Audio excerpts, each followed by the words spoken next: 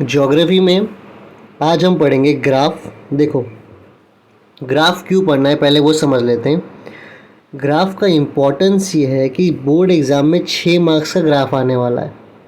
अब text book में है काफ़ी सारे ग्राफ, और इतने सारे ग्राफ देख के बच्चे, पहले तो सारे बच्चे ग्राफ को लेकर कंफर्टेबल नहीं है, वो उसको समझ नहीं पाते और क्वेश्चंस को फिर आंसर नहीं कर पाते। लेकिन अगर तुम एक बार ग्राफ को समझ लेते हो तो तुम्हारे ये 6 मार्क्स बहुत ही ईजी है, जो तुम इजीली 6 मार्क्स पा सकते हो। तो पहला रीज़न इसीलिए कि हम ग्राफ कर रहे हैं। दूसरा, ग्राफ 95% से ज़्यादा बोल रहा हूँ मैं कि जो ये ग्राफ है ना, जितने अपन टेक्स्ट बुक में ग्राफ करेंगे सेम टू सेम वही ग्राफ और वही क्वेश्चंस बोर्ड एग्ज़ाम में आते हैं। इसका मतलब है कि जितना हमने अगर ग्राफ सारा कवर कर लिया तो 6 मार्क्स हमारे क्या हो जाते हैं, कंफर्म हो जाते हैं। और बच्चों को आता है नहीं ग्राफ, समझ नहीं पाते, है ना। आने की बात नहीं, समझ नहीं पाते। तो अगर तुम ग्राफ समझ जाओगे और ऐसे ही अगर क्वेश्चंस में एग्ज़ाम में मिल गया तो तुम्हारे 6 मार्क्स पक्का। तो हम शुरू करते हैं ग्राफ को, और चैप्टर नंबर 4 से ग्राफ शुरू हो रहा है, तो वहीं से मैंने पहला ग्राफ लिया है। हर वीडियो में हम एक एक ग्राफ करेंगे, और पहला ग्राफ है annual average temperature and rainfall. देखो, इस ग्राफ को देख के लग रहा होगा मुश्किल है, लेकिन ये बहुत ईजी होता है। इस ग्राफ में दो चीज़ कवर की गई है, एक है टेम्परेचर और दूसरा है रेनफॉल। तो ग्राफ अगर ये वाला आता है तो ध्यान से यहाँ पे देखो, जो लाइन है ऐसी देखो, रेड कलर, पिंक कलर है बेसिकली। जो ये पिंक कलर की लाइन है ये बताती है मैक्सिमम टेम्परेचर, और ये ब्लू वाली लाइन बताती है मिनिमम टेम्परेचर। ठीक है। तो अब अगर हम यहाँ पे देखें तो देखो, ये देख रहे हो ये पिंक वाली लाइन, ये कौन सी है, मैक्सिमम टेम्परेचर की, और ये ब्लू वाली लाइन कौन सी है, मिनिमम टेम्परेचर की। तो अगर टेम्परेचर से कोई भी सवाल आता है तो हमें पिंक और ब्लू लाइन को देखना है, और अगर रेनफॉल को लेकर कोई सवाल पूछते हैं तो हमें इस ग्राफ को देखना है। पहली बात, इस ग्राफ में तुम्हें ये समझना है कि अगर रेनफॉल को लेकर कोई क्वेश्चन आता है तो हमें ये वाले ग्राफ को, ये वाले सबको देखना है। और अगर टेम्परेचर को लेके पूछता है, अगर ज़्यादा टेम्परेचर के बारे में पूछ रहा है तो ये वाला है, और अगर कम टेम्परेचर के बारे में पूछ रहा है तो ये है। देख लो यहाँ पे देख रहा है मैक्सिमम टेम्परेचर और मिनिमम टेम्परेचर। ठीक है। अब इस ग्राफ के बारे में थोड़ा सा और डिटेल देखते हैं। यहाँ पे हमें ब्राज़ील के 4 सिटीज़ का ग्राफ दिया हुआ है। एक है मैनाउस, दूसरा है बेलम, तो तीसरा है पोर्ट एलिग्री, और चौथा है रियो डी जेनरियो। देखो, मेरा प्रोनाउंसिएशन थोड़ा बहुत गलत हो सकता है, वो ऐसा ही है, अब क्या कर सकते, होता है वो, पर ठीक है। प्रोनाउंसिएशन में मत जाना, समझने पे जाओ। एक तो इनके देश का नाम भी, इनके सिटीज़ का नाम भी ऐसा है। तो मैनाउस में यहाँ पे ये है टेम्परेचर वाला, और ये देखो ये दोनों कौन सा हो गए, टेम्परेचर, ये मैक्सिमम टेम्परेचर, ये मिनिमम टेम्परेचर, और ये क्या कौन सा है, रेनफॉल का। अब पहला क्वेश्चन देखते हैं और इसको और समझते हैं। पूछा है, in which month is the highest temperature found in all 4 cities. तो इन चारों सिटीज़ में सबसे ज़्यादा टेम्परेचर कहाँ कहाँ देखने को मिलता है, कौन से महीने में देखने को मिलता है। तो देखो ये क्या पूछ रहा है, टेम्परेचर, और टेम्परेचर के हमें कौन सा लाइन देखना है, ये पिंक वाला। तो आओ देखते हैं सबसे पहले मैनाउस को। मैनाउस में तुम बताओ कौन से महीने में सबसे ज़्यादा टेम्परेचर है। टेम्परेचर मैक्सिमम मतलब ये वाली लाइन देखनी है, और ये वाली लाइन सबसे ज़्यादा टेम्परेचर। देखो टेम्परेचर देखो यहाँ पे दिया हुआ है। अगर तुम जैन के महीने में देखो तो जैन के मंथ में टेम्परेचर तुम्हें देखने को मिलेगा 30 से थोड़ा ऊपर है, देखो ये वाला। फेब के महीने में टेम्परेचर कितना है, 30, है ना। और अगर तुम मार्च, अप्रैल, मई, जून, जुलाई ये वाला देखो तो ऑलमोस्ट सब सेम है यहाँ पे। लेकिन हमें देखना है हाईएस्ट टेम्परेचर। तो अगर तुम हाईएस्ट टेम्परेचर देखोगे तो ये देखो अगस्त मंथ में, देखो दिख रहा है, अगस्त के मंथ में टेम्परेचर देखो, ये सबसे ऊपर दिख रहा है। तो अगस्त में भी ज़्यादा है, सितंबर में ज़्यादा है, और अक्टूबर में ज़्यादा है। तो अगस्त से लेके अक्टूबर, ये 3 महीने में टेम्परेचर क्या है, सबसे ज़्यादा है। तो मैनाउस में क्या आंसर आएगा, मैनाउस में सबसे ज़्यादा टेम्परेचर कब है, अगस्त से लेके अक्टूबर तक, ये 3 महीना। ठीक है, मैनाउस समझे। अब खुद आंसर करना। बेलम में सबसे ज़्यादा टेम्परेचर कहाँ पे देखने को मिलेगा, देखो ये कम कम कम कम, और यहाँ से देखो टेम्परेचर काफ़ी ज़्यादा है। है ना, हाईएस्ट टेम्परेचर यही वाली लाइन है। तो बेलम में सबसे ज़्यादा टेम्परेचर कौन से महीने में देखने को मिलेगा, वो हमें मिलेगा जून से लेके, देखो जून मंथ से है ना ये, जून से लेके पूरे दिसंबर तक।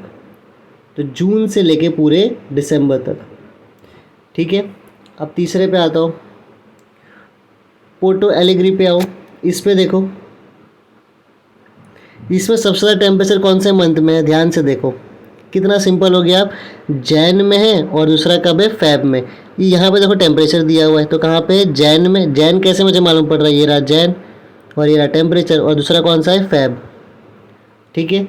अब फोर्थ देखते हैं, रियो डी जेनरियो में देखो कब है टेम्परेचर सबसे ज़्यादा, तो फेब के मंथ में देखो सबसे ज़्यादा क्या है यहाँ पे, टेम्परेचर 30 डिग्री, ठीक है। तो अब इसके आंसर्स देख लो, और तुम्हें यहीं पर टेक्स्ट बुक में ही अपने इस आंसर्स को लिखना है कि मेनाउस का टेम्परेचर सबसे ज़्यादा कब था, अगस्त से लेकर अक्टूबर तक।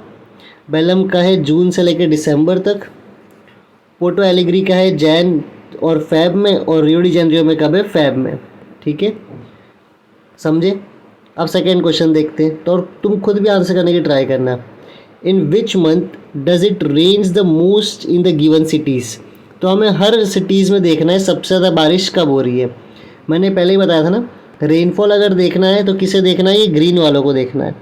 तो तुम बताओ सबसे ज़्यादा रेनफॉल कौन से मंथ में दिख रहा है मेनाउस में, मार्च में। सिंपल है, सिंपल हो गया एकदम अब तो, ठीक है। फिर इसमें आ जाओ, बेलम में सबसे ज़्यादा कब दिख रहा है, इसमें भी कब है, मार्च में। थर्ड वाले में आ जाओ, पोर्टो में आ जाओ, यहाँ पे सबसे ज़्यादा रेनफॉल कब देखने को मिलेगा तुम्हें, अगस्त और सितंबर में, ठीक है। ये देखो अब तो इजी हो गया ना। और रियो में सबसे ज़्यादा कब देखने को मिलेगा, रियो में अगर तुम देखोगे तो दिसंबर में भी है और जैन में भी है। तो रियो में अगर देखो तो दिसंबर में है, जैन में है, फेब में है और मार्च में है। लेकिन तो भी हाईएस्ट अगर देखो तो लगभग तो एक आधा इनकी बिल्डिंग ऐसी है बारिश वाली, लगभग मतलब मान लो कि दिसंबर में है, जैन में है और मार्च में है हाईएस्ट वाला, ठीक है।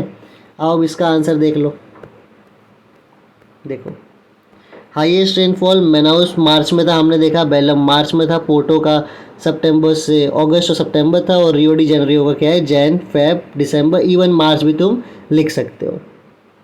समझ गए, बहुत डिफिकल्ट नहीं होता, देख लो। अब इसके बाद देखते हैं, when does Brazil have it's rainy season. Brazil में रेनी सीजन कब होगा, तुम बताओ भाई, रेनी सीजन कब होता है, जब बारिश ज़्यादा होती है। तो अब अपन देखते हैं बारिश कब ज़्यादा हो रही है। क्या इन महीनों में अगर देखो, क्या ये रेनी सीजन हो सकता है क्या, जुलाई, जून, जुलाई, अगस्त, सितंबर, अक्टूबर, ये रेनी सीजन हो सकता है क्या, नहीं, क्योंकि यहाँ पे रेनफॉल है ही नहीं। यहाँ पे भी देखो जून, जुलाई, अगस्त, सितंबर, अक्टूबर, नवंबर, भाई यहाँ पे रेनफॉल है ही नहीं। तो क्या ये हो सकता है क्या रेनफॉल का महीना, नहीं। और यहाँ पे भी देख लो, यहाँ तो खैर बड़ा ही कम बारिश होती है, तो इसमें तो क्या ही देखें। इसे भी देख लो, जून, जुलाई, अगस्त, सितंबर, यहाँ पे तो रेनफॉल है ही नहीं। तो बेसिक याद रखो कि दिसंबर से लेके अप्रैल, दिसंबर से लेके अप्रैल, अगर तुम यहाँ पे देखो कि ये दिसंबर से लेके यहाँ अप्रैल तक, ये दिसंबर से लेके यहाँ अप्रैल तक, ये बेसिक महीना माना जाता है। इवन देखो यहाँ पे मई में भी बारिश देखने को मिलेगा, लेकिन जब मैं इसका आंसर ढूंढ रहा था तो यही आंसर दिखा रहे थे, क्योंकि वही उनका मंथ होगा कि इनका जो रेनफॉल है, जो बारिश का महीना है, वो कब है, दिसंबर से लेके अप्रैल तक। तो यहाँ पे आंसर तुम्हें टेक्स्ट बुक में लिखना है आंसर, ठीक है। देखो लिखा है, Brazil has its rainy season during the month of December to April. इसको मत देखना भाई, बैठ के कॉपी कर लेंगे अभी सर पूछेंगे तो ब्राज़ील हैज इट्स रेनफॉल कब है, दिसंबर से लेके अप्रैल तक। नेक्स्ट क्वेश्चन को देखते हैं,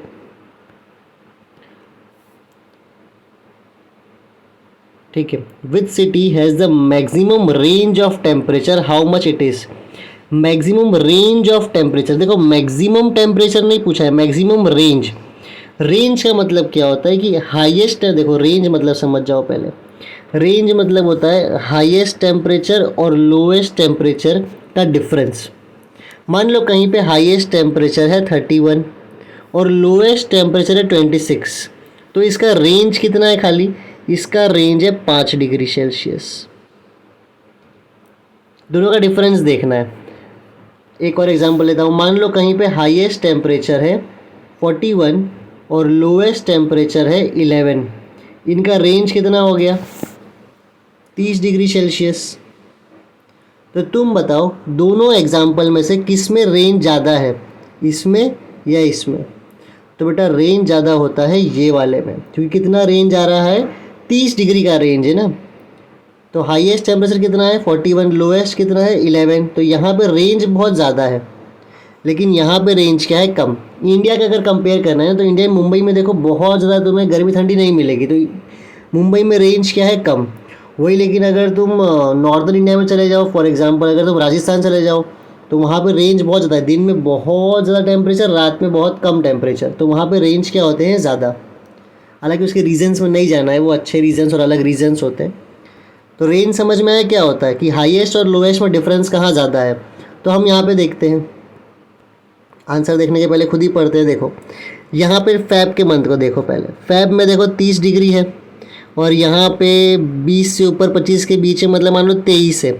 तो भाई हाईएस्ट टेम्परेचर 30, लोएस्ट कितना हो रहा है? करीब 23।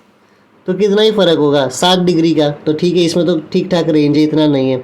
यहाँ पे देख लो, यहाँ पे मान लो जो हाईएस्ट है 32 है, और जो लोएस्ट है वो करीब आ रहा है 22। तो 10 डिग्री का फ़र्क आएगा दोनों में, तो ये भी ठीक है। पर इसमें देखो पोटो में, यहाँ पे हाईएस्ट 30 है और लोएस्ट है 10। देख रहे हो? हाईएस्ट कितना है? 30 डिग्री, और लोएस्ट कितना आ रहा है? 10। तो पोर्टो एलिग्री में रेंज बहुत ज़्यादा है, हाईएस्ट 30, लोएस्ट 10, और दोनों का डिफरेंस कितना आ जाएगा? 20 डिग्री सेल्सियस। ठीक है, देखो ये इसका आंसर लिखा है। आई होप आपको समझ आ रहा है अब। तो Porto Alegre has a maximum range of temperature, it is 20 degree Celsius, highest है 30 और लोएस्ट है 10। अगले का आंसर देख लो। Rio de Janeiro has mild and humid climate. मैंने ये इसीलिए बता दिया क्योंकि सवाल ही यही था कि which type of climate will be found in Rio de Janeiro. तो रियो डी जेनेरियो में कैसा क्लाइमेट देखने को मिलेगा हमें? Mild and humid, mild and humid climate. I hope आपको ग्राफ देखना समझ में आया होगा।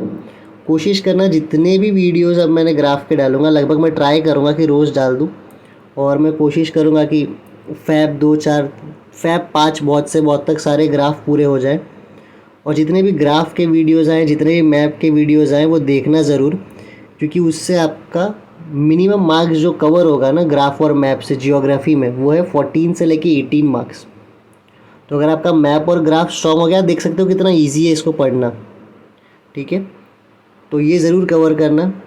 और अगर ये समझ आया हो तो कमेंट करके बताना कि समझ आ रहा है या नहीं, और क्या इसे कंटिन्यू करें ना करें, और क्या तुम्हें पहले समझा था या नहीं। ठीक है, थैंक यू।